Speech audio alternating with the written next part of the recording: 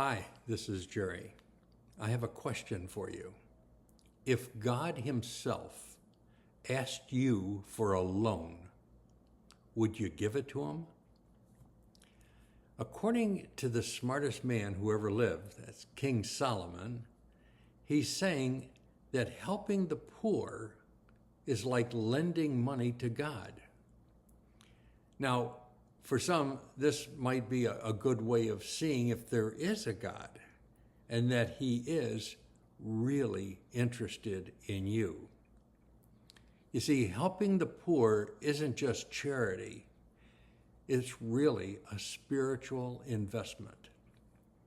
If our compassion is as a loan to Him and He repays it, it may not only be in money, but it could be in divine favor, it could be in provisions, it could be in some type of a reward that may last you for the rest of your life. When you give to the poor, God becomes your debtor.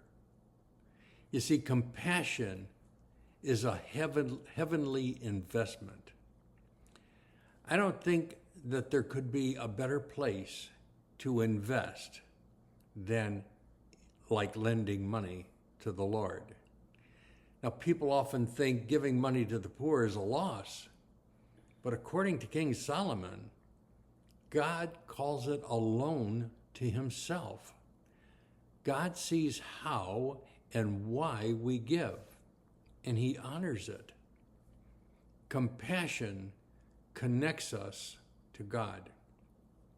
True compassion doesn't just feel for that person, it acts for that person. We reflect God's heart when we care for those in need. Giving is lending to the Lord. This is a stunning picture. God says, when you give to the poor and you give to the needy, you've really given to me. And God repays generously. If I give God my best, He will give me His best. I personally think He does, and I'm much better off. God's best is so much more than my best. God may repay with peace, provisions, joy, eternal rewards, but He does not forget. Great man of the past, Plato, said, "The measure of a man is what he does with power." If you use your power, in other words, your gift, to lift others up, this is the highest use of your influence.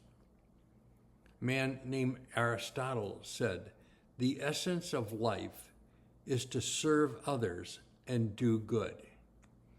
In today's world, so many have missed this, and so many are miserable, unhappy, depressed, completely depressed with life in itself. Wealth consists not of having great possessions, but of having fewer wants. Here's a question to ask yourself.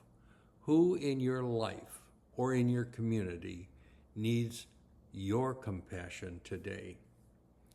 Are you treating generously as a duty or as an investment? Start with one act of kindness, maybe this week. This proverb that I just said will be on the screen. Read it out loud if you can, and have a great day.